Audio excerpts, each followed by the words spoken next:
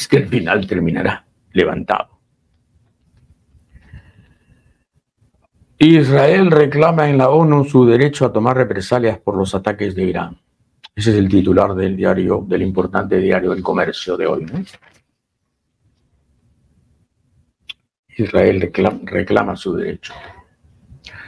Pero los ataques de Irán, con todo lo amenazantes para la paz mundial que puedan ser,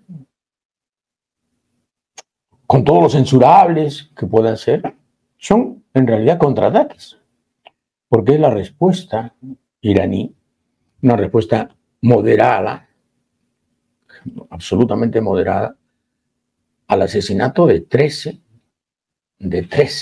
iraníes en el territorio iraní de Damasco.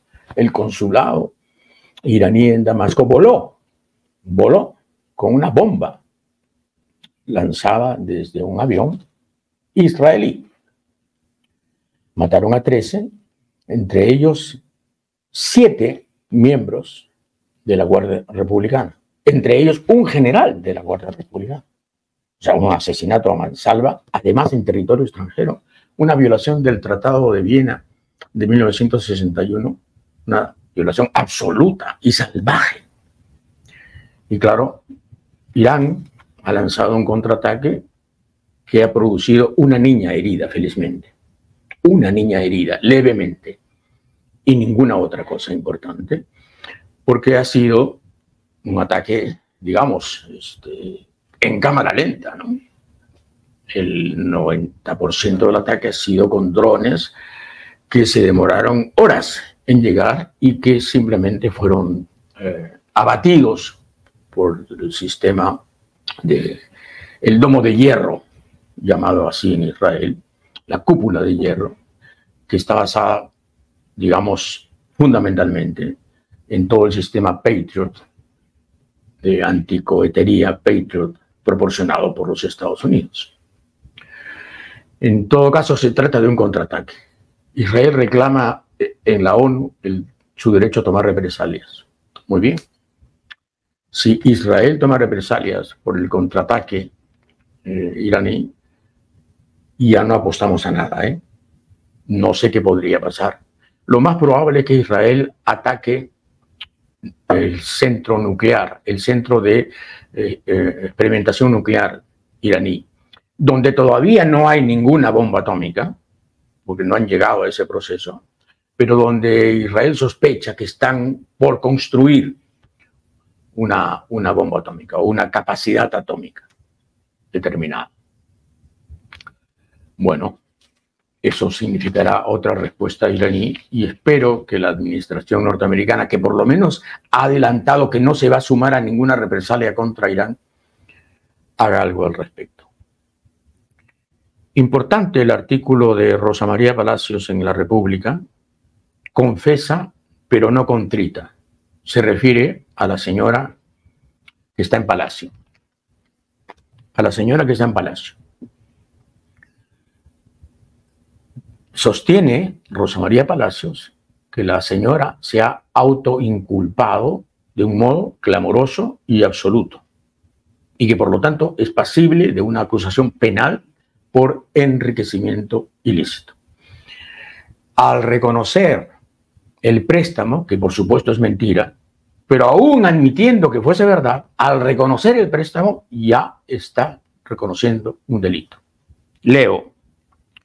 La Corte Suprema, en sucesiva jurisprudencia, ha establecido que los bienes producto del enriquecimiento ilícito no requieren pasar al funcionario bajo el título de propiedad, bastando la posesión y disfrute. No hay necesidad de tener la propiedad, bastan la posesión y el disfrute. Esto se entiende bien en los casos de corrupción en los que se contrata a testaferros que aparecen formalmente como propietarios, mientras que el delincuente disfruta del bien ilícitamente obtenido. Exactamente. es lo mismo que le pasó a Lula, a Ignacio Lula da Silva. Él fue preso no por tener el departamento como propiedad, sino cedido. Le prestaron un departamento. Y por eso fue enjuiciado, fue preso. Que después se disolvió el proceso y se anuló todo y, en fin, es otra cosa. Pero fue preso por el disfrute. Exactamente es lo que ha pasado aquí.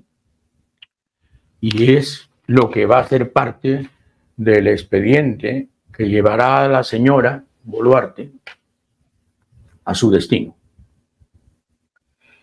Seguimos con la señora Boluarte.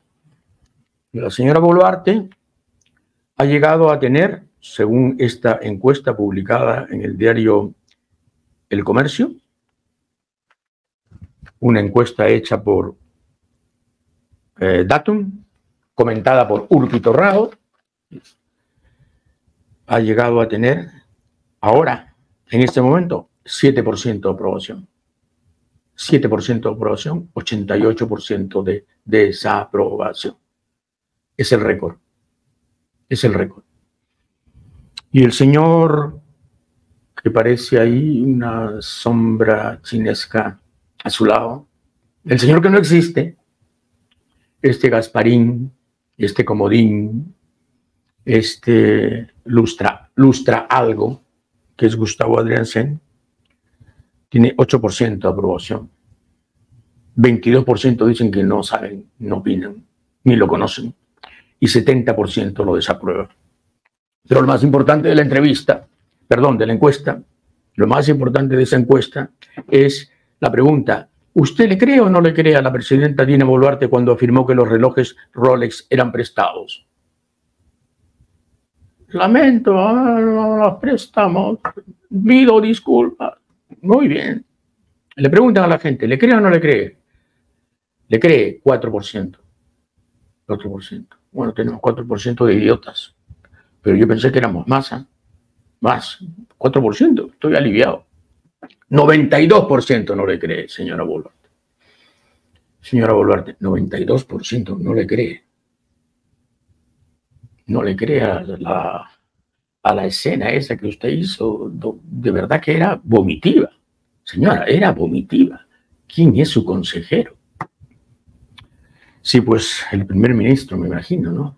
Alguien de Renovación Popular, no sé, qué gente con un problema de lógica y de pensamiento la asesora a usted.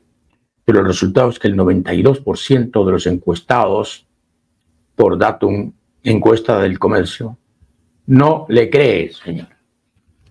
Y es lógico, ¿no? ¿Quién puede creer algo? O sea, ¿quién puede creer que el señor Oscorima le presta una pulsera carísima de casi $14,000 que es de mujer? ¿Cómo que le presta una pulsera carísima que es de mujer? ¿El señor Oscorima es trans? ¿De vez en cuando la usa en algunas actividades que desconocemos? No lo es. Y si lo fuera, tampoco habría problema, pero no lo es. Entonces, la teoría del préstamo se viene abajo. Porque 2 de los relojes, por lo menos, son notoriamente femeninos. Rolex tiene género en sus productos. Es que está frita, pero refrita la señora. Muy bien. Lady Camones y Darwin Espinosa, 2 exponentes, pero típicos, arquetípicos del Congreso de los Delincuentes, están preparando, ya prepararon, el proyecto de ley para tirarse las 5 millas. ¿Qué significa eso? La ley dice que en las 5 millas no puede haber pesca ni semi-industrial ni industrial, solo artesanal. Bueno, y ya están preparando el proyecto, ya prepararon el proyecto, y ya lo presentaron, y ya está en la comisión respectiva, para que esto no sea así y para que la pesca mecanizada, o sea, semi-artesanal, semi-industrial en realidad, pueda entrar. Esta gente está pagada, evidentemente, por ese sector y por eso presenta el proyecto. Y vamos a ver cómo va, porque es la enésima vez que el Congreso embiste, digamos, a una institución, a una normativa que era buena. En las 5 millas no te metas. No te metas si usas redes gigantes y eres semi-industrial. No te metas. El proyecto, si se aprueba, permitiría que la pesca semi-industrial, mecanizada y con redes grandes, entrara en las 5 millas. Sin vergüenza, ¿no? Sin vergüenza, pero bien, ahí están, en lo suyo, haciendo plata, trabajando con los lobbies, recibiendo encargos, sicariato legal, sicariato legislativo. Y claro, Jorge Montoya,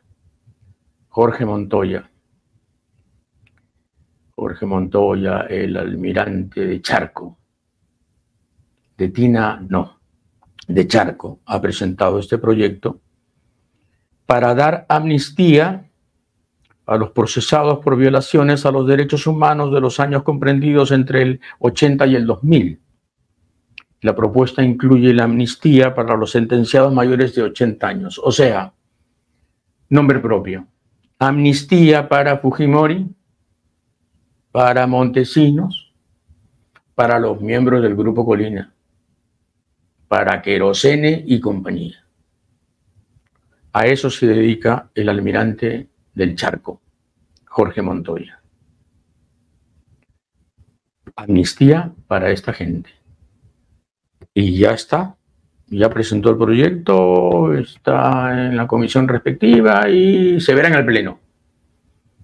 El Congreso de los Delincuentes actúa 24 horas al día, 7 días a la semana, de un modo así sistemático. Tienen de verdad metas muy claras. Es desarmar al país. Es convertirnos en una república fujimorista. El sueño de don Alberto se está cumpliendo sin él, gracias a este Congreso de Delincuentes.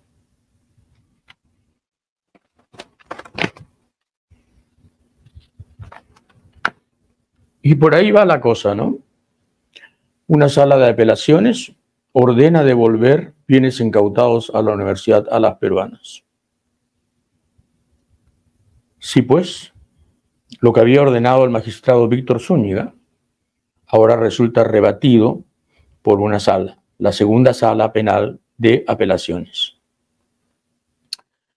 Dicen que la Universidad Alas Peruanas fue víctima también del clan Ramírez. Fidel Ramírez, Joaquín Ramírez, la familia Ramírez. Y que entonces los bienes incautados son bienes que deben devolverse. Estos nos creen idiotas, ¿no? El juez Víctor Zúñiga tenía razón. La mafia de los Ramírez, con dinero negro mal habido, misterioso, eventualmente salido del narcotráfico, construyó esta universidad y ese dinero mal habido sirvió para comprar locales, para ampliar la universidad, que llegó a tener 100.000 alumnos. Ese era el negocio. El negocio que se lo dieron, por supuesto, al fujimorismo a través de Keiko. Y ahora viene alguien a decirnos, no, los bienes no están manchados, los bienes son impolutos, los bienes no tienen que ver con los Ramírez. Bueno, los Ramírez, no, los bienes no. Esto es una aberración, una aberración. Hay un señor en Radio Exitosa que en la mañana defendía esto, defendía el hecho de que Alas Peruanas sea restituida, sea reivindicada en los 30 inmuebles que le requisaron. Sí, Ya entiendo por qué. Ya entiendo por qué. Sospecho por qué. Bueno, el caso María Benito. María Benito es esta señora respetable, dramática, en fin, entrañable, que ha solicitado, en fin, la eutanasia, el fin de sus días por un sufrimiento intolerable. Y acudió al Poder Judicial y el Poder Judicial falló diciéndole a Salud si pueden proceder a desconectarla. En realidad, a quitarle la vida. Desconectarla es eso. Pero resulta que 12 médicos sucesivamente se han negado a hacerlo. Por un asunto que también es respetable, por un asunto de conciencia. Y los 12 han firmado documentos en los que se exoneran de cualquier obligación al respecto. Y es un caso de verdad polémico y ético que habrá que resolver. Quizás no sea de Salud, quizás sea, en fin, un médico privado que pueda tomar esta decisión. Pero es todo un dilema moral, es un caso terrible, una historia desgarradora.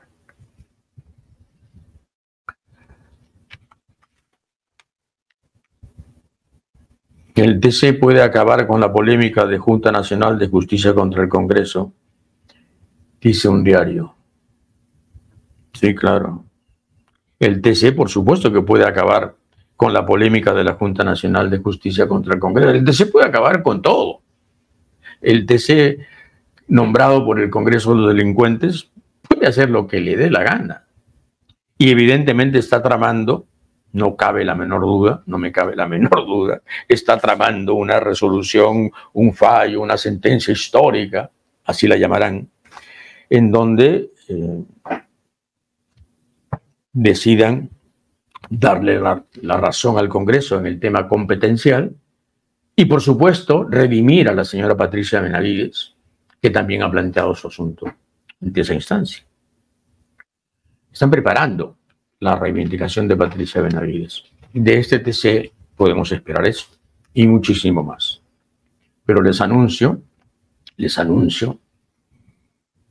por lo menos para que estén enterados, que esto es lo que se viene. Y lo que se temía, aprobaron el dictamen para arrasar con la independencia del poder electoral. Hay un poder que se llama poder electoral y es el poder que todas las dictaduras quieren conquistar. O sea, cuando hablamos de México, 70 años el PRI, gobernando el PRI, usó la maquinaria electoral para ganar, aunque sea con fraude. Cuando iba, digamos, muy cerca de las cifras el adversario, simplemente se apagaban las computadoras y se restablecía la supremacía del PRI y se acababa. Eso se terminó, desde luego. Lo terminó, en fin, México después de 70 años de dictadura priista. Pero ahora el fujimorismo, Renovación Popular, Avanza País, el serronismo y toda la miasma satelital alrededor de esto, ahora quieren simplemente que el Congreso sea el verdugo potencial de los entes electorales.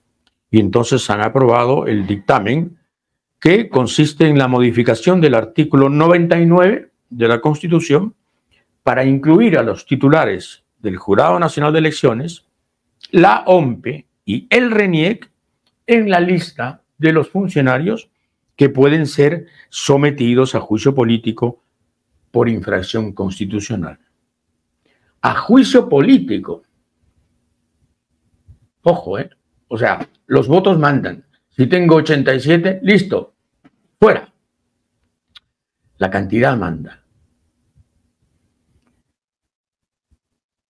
Es decir, en adelante, los jefes de los organismos electorales podrán ser sujetos de persecución política por parte de los partidos que tienen presencia en el Congreso a través de denuncias constitucionales. Claro, como hicieron con aquella fiscal a la que han condenado al ostracismo por algunos años. Porque el juicio político es eso, es político.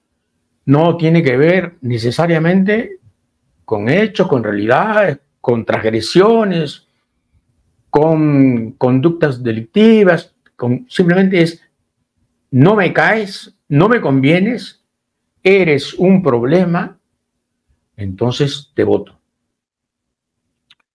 Es lo que decía al empezar el programa. Esta gente está secuestrando el país y nosotros estamos haciendo muy poco. Esta gente está secuestrando el país entero para su uso y para su usufructo delictivo y nosotros estamos haciendo muy poco. Parecemos gente paralizada, gente desconcertada. Parecemos unos manganzones sin dignidad. Nos pasan aquí los elefantes todos los días. Amnistía para los asesinos, ¿no? Universidades basura, los maestros, los peores maestros, los jalados, que regresen. Nos pasan los elefantes y seguimos ahí con cara de idiotas, demostrando que en el Perú ha pasado algo. En el Perú ha pasado algo, nos ha picado un mosquito, pero que no es del dengue, es del cojudismo. El mosquito del cojudismo nos ha picado, porque no puedo entender esta pasividad. La gente está sometida a la sobrevivencia, ¿no? En fin, las cosas suben, los sueldos no alcanzan, aprietan por ahí para que la gente viva buscando el menú. Pero mientras tanto se llevan el país entero. Convierten este país en un chiquero. Unos delincuentes que están en el Congreso y una señora que abiertamente está en el terreno del crimen, que está en el Palacio de Gobierno. Entre ambas instituciones nos están quitando, digamos, lo que quedaba de civilización en este país. Bueno, el gobierno del presidente de Chile, Gabriel Boric, se ha molestado pues con el gobierno del señor Maduro, porque el gobierno del señor Maduro ha intentado negar que existe el Tren de Aragua. Dice, no, eso es un mito, eso es un cuento xenófobo, un cuento xenófobo de los que detestan a los venezolanos y a la migración que tanto bien les hace.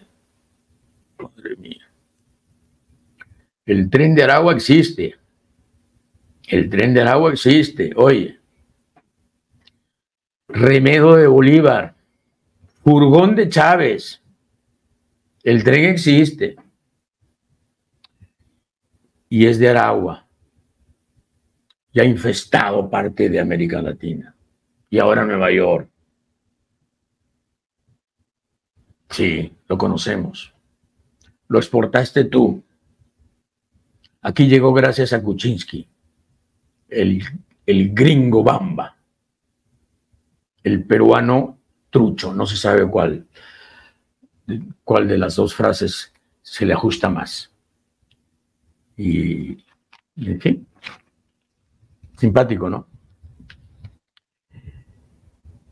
El gobierno entregó más de 580 millones de soles a Ayacucho, o sea, a Oscorima, durante la gestión de la señora Boluarte. 580 millones. Ahí hay una gran cosa por investigar.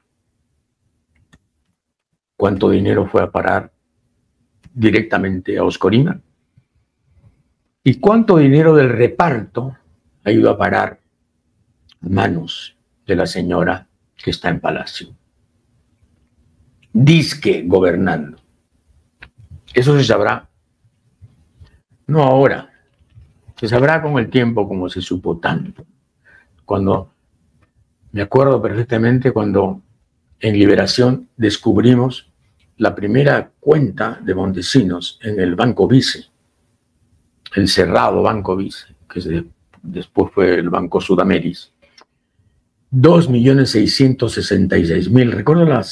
Recuerdo la cifra exactamente porque cuando la publicamos mucha gente dijo 2.666.000 dólares. 666.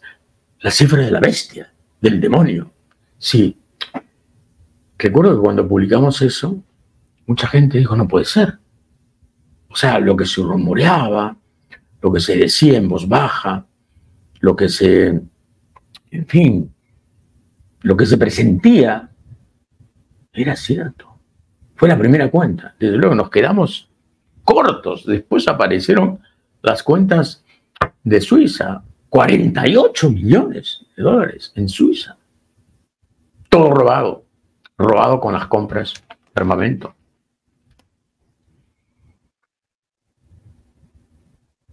Hay una encuesta de Ipsos, publicada por América Televisión, difundida por América Televisión, y la pregunta es, ¿piensa que la presidenta Boluarte está involucrada en actos de corrupción?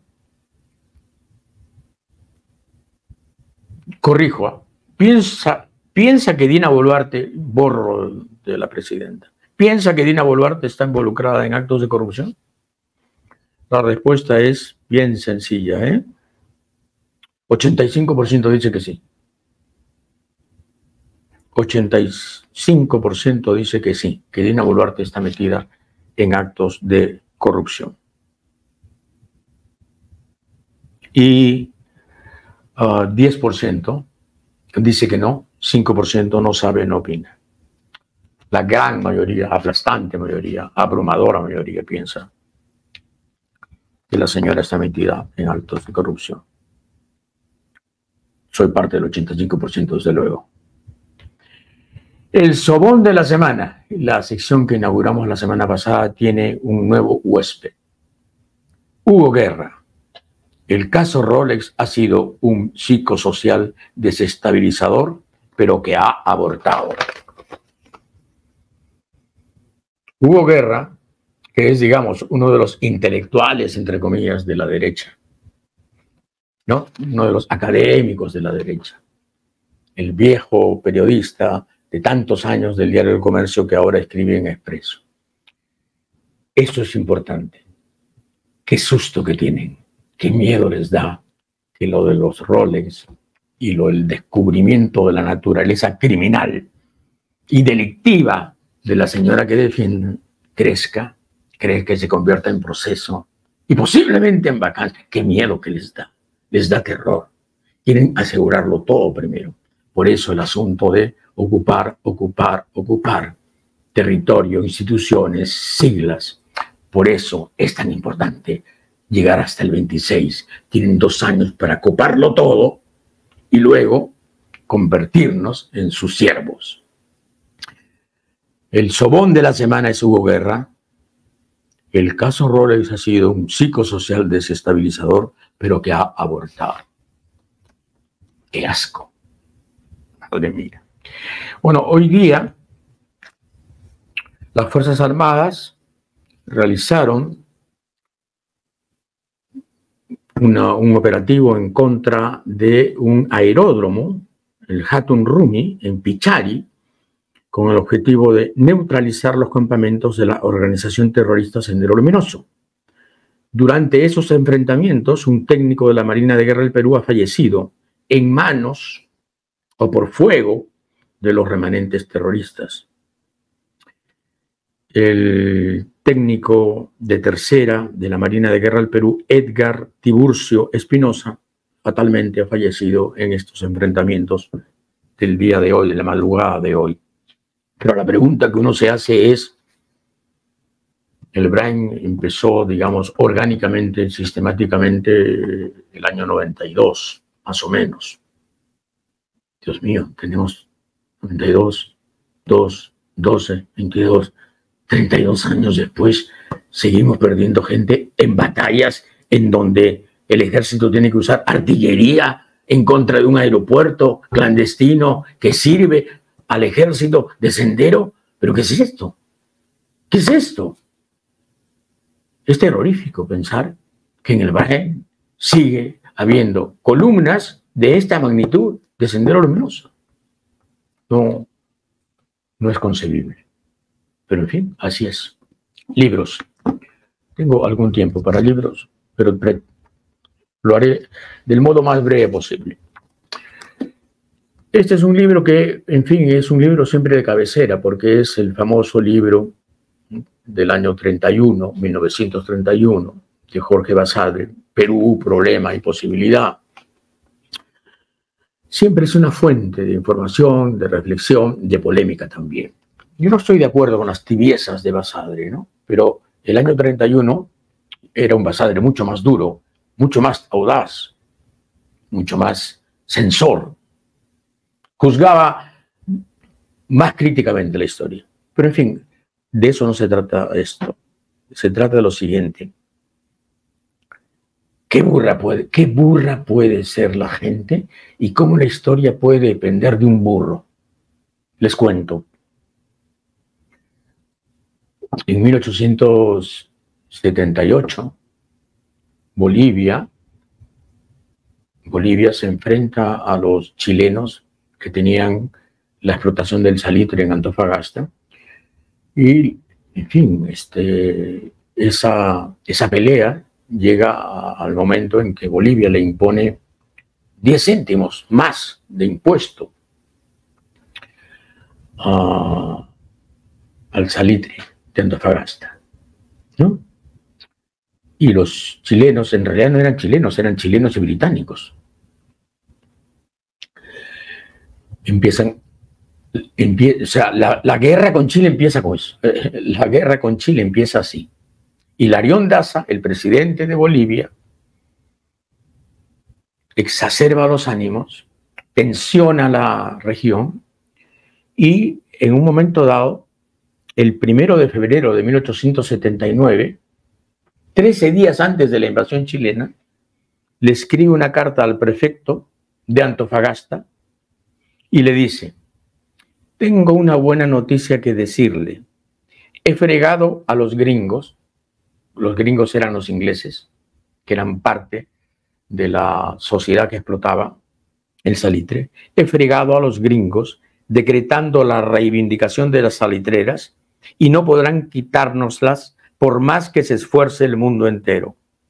Espero que Chile no intervendrá en este asunto, pero si nos declara la guerra, podemos contar con el apoyo del Perú, a quien exigiremos el cumplimiento del tratado secreto. Con este objeto voy a mandar a Lima a Reyes Ortiz, a Serapio Reyes Ortiz, que efectivamente llegó a Lima y le dijo al presidente: el tratado secreto, tienen que ayudarnos. Pero este burro pensó que Chile no iba a hacer la guerra por esto. No tenía la menor idea entonces de qué estaba enfrentando, a qué se enfrentaba. Y añade Basadre: lo que Daza no sabía era que también eran dueños de acciones en la misma empresa, o sea, la empresa que explotaba el salitre en Antofagasta, el coronel Cornelio Saavedra, ministro de Guerra del gobierno chileno, Julio Segers, ministro de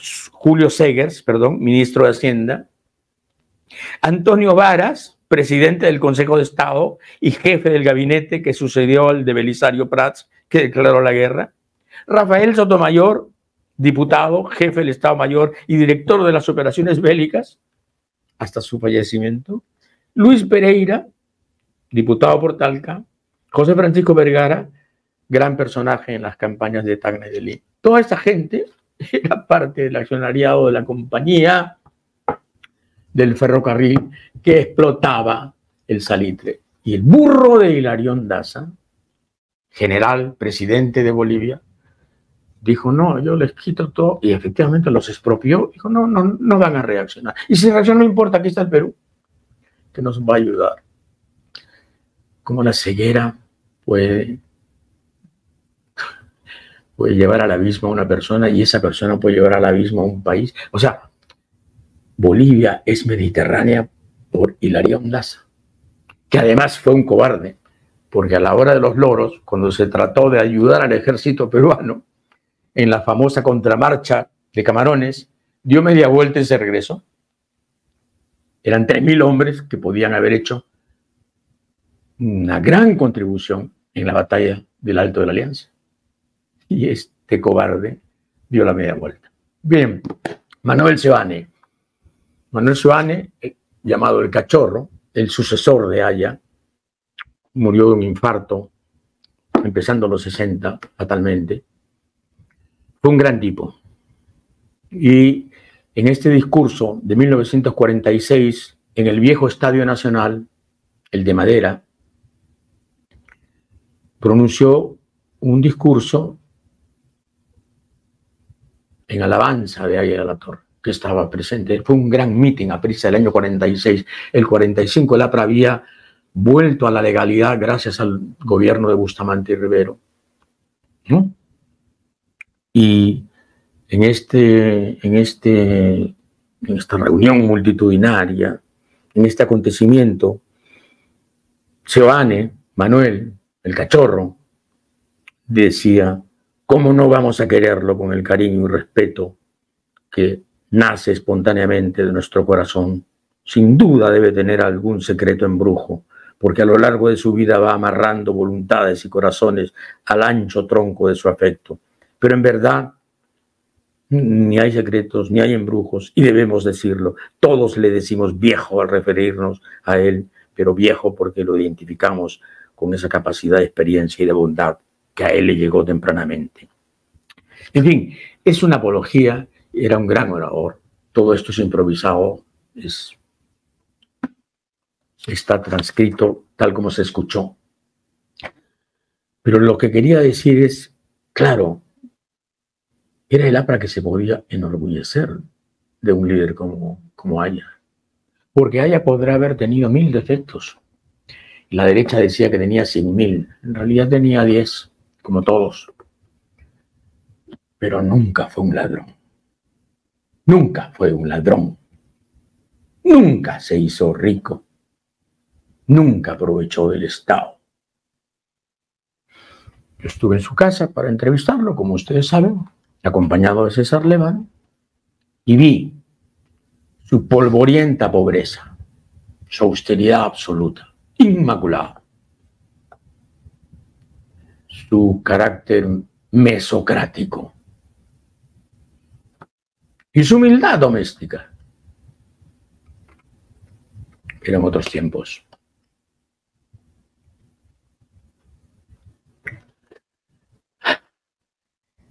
José Antonio del Busto escribió, yo sé que hay muchas biografías de Pizarro, ¿no?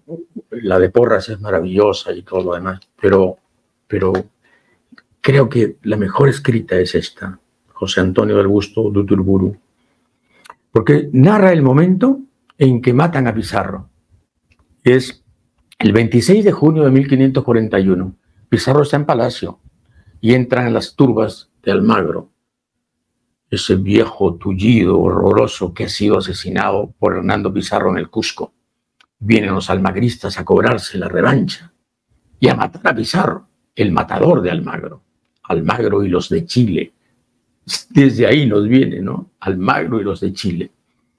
Bueno, fueron varios. Fueron varios. La descripción que hace José Antonio del Busto es perfecta. Era la contienda del águila contra los cuervos hambrientos. Era el arrojo que se defendía de la cobardía y la traición. Se hizo un anillo de atacantes en torno al gobernador. El anillo giró con frenesí de odio, luego se cerró con intención de muerte. Cuando se volvió a abrir para contemplar su obra, el marqués estaba lleno de heridas y apoyado en el suelo. La mayor de ellas la había causado una estocada en la garganta. Pizarro, caído sobre el brazo izquierdo, tenía el codo lastimado. Sus ropas estaban manchadas de sangre. Esta le manaba a borbotones. El viejo león, sin mostrar flaqueza ni falta de ánimo, trató de levantarse para seguir luchando. El marqués, todavía consciente, se desplomó sobre el piso ensangrentado. Sintiendo las ansias de la muerte, se llevó la mano diestra a la garganta y, mojando sus dedos en la sangre, hizo la cruz con ellos y luego balbuceó el nombre de Cristo e inclinó la cabeza para darle un beso a la cruz. Entonces, uno de los de Chile quiso ultimarlo y, tomando un cántaro de Guadalajara, se lo quebró en el rostro. El marqués se desplomó pesadamente, quedando quieto en el suelo. ¡Viva el rey! ¡Muerto es el tirano!, gritaron los asesinos. Así murió Pizarro. Y claro, leyendo cosas como esta, uno dice, madre mía, qué conquista más sanguinaria fue la nuestra.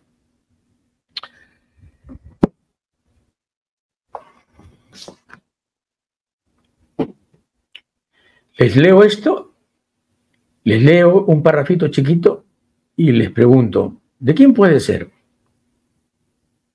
Llegó la hora de la prueba y los hombres rehuyeron cumplir con su deber. Y no encontró usted un hombre que supiera ayudarlo. Y hasta sus edecanes dieron muestras de ruindad, abandonándolo miserable y cobardemente a los primeros disparos del enemigo.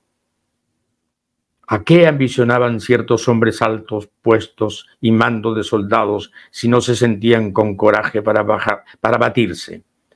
He aquí uno de los frutos de la corrupción social. Por esos menguados cosecha. He aquí uno de los frutos de la corrupción social. 2 puntos. Por esos menguados cosecha la nación luto e ignominia. Por otra parte, los antecedentes históricos nos dicen con sobrada elocuencia que el indio es orgánicamente cobarde.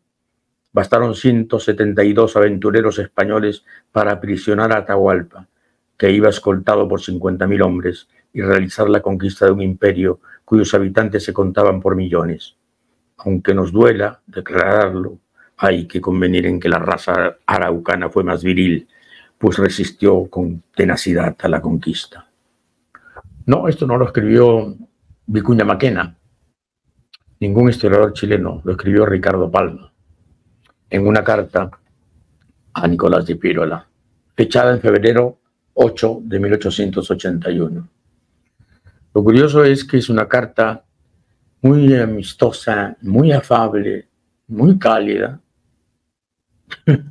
a Piérola, que había huido, que no había hecho que las reservas combatieran en San Juan y Miraflores, y que luego había fugado y estaba por Ayacucho, allí, a caballo.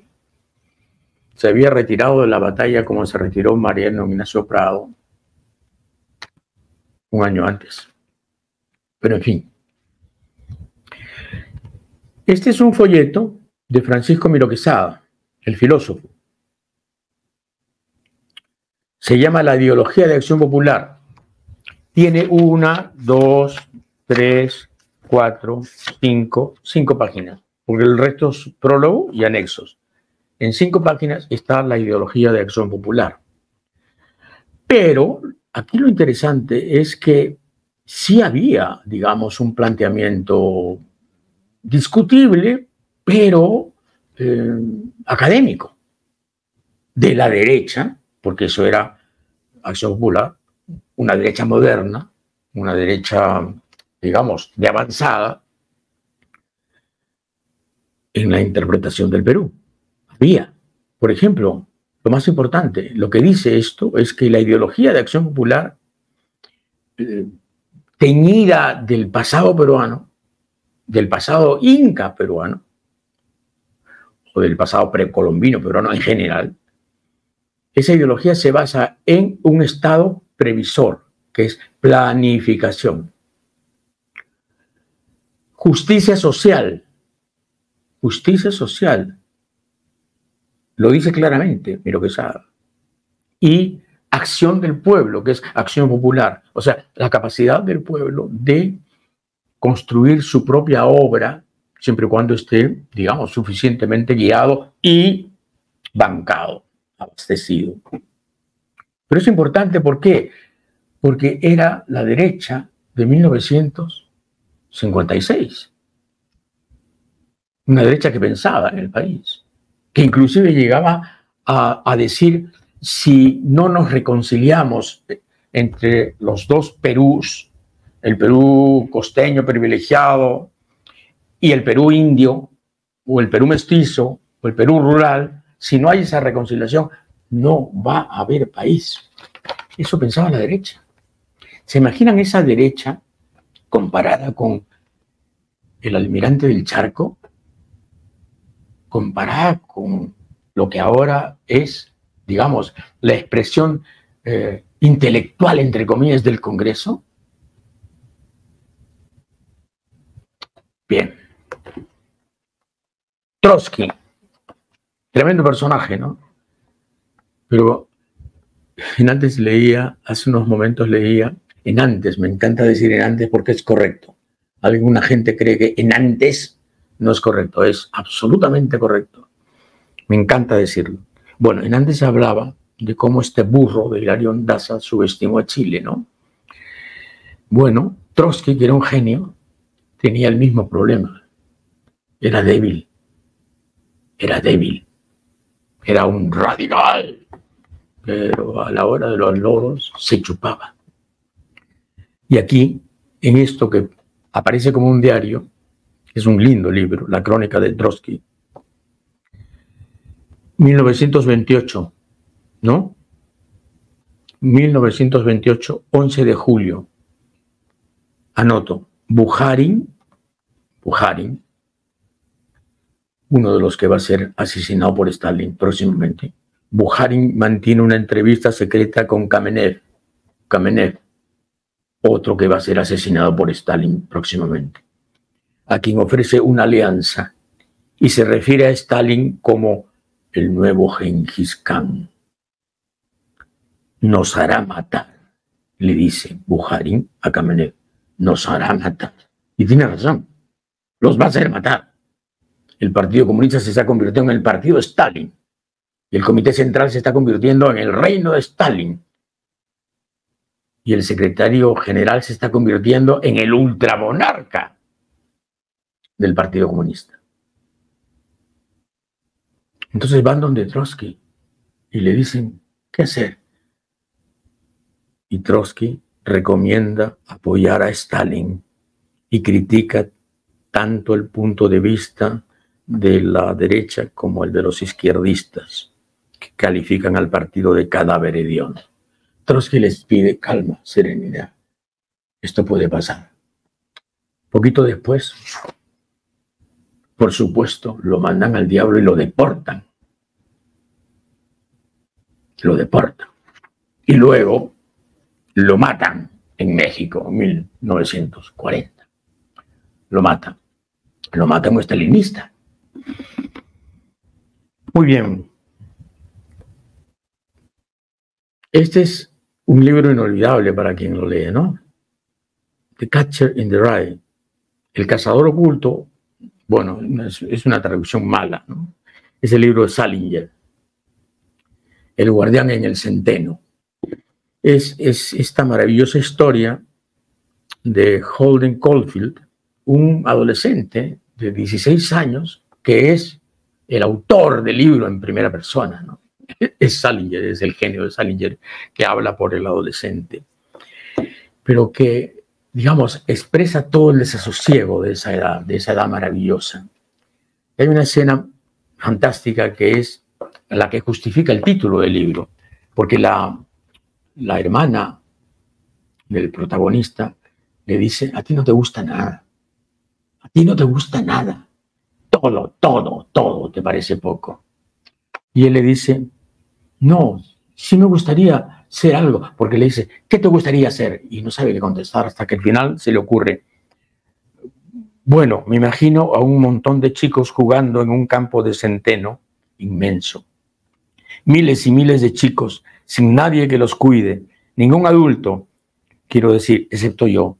Yo estoy parado cerca de un precipicio de locos y mi única tarea consiste en atrapar a todos los que se acercan demasiado al borde. Si corren sin mirar para qué lado van, tengo que salir de la nada y agarrarlos. Es lo único que tendría que hacer durante todo el día. Solamente sería el guardián entre el centeno. Sé que suena absurdo, pero en realidad es lo único que me gustaría hacer. Ya sé que es una locura. Sí, pues, ¿cuántos padres pensarán preocupadamente qué será de mis hijos? Deberían leer este libro y darse cuenta de que el problema es universal. La adolescencia es la edad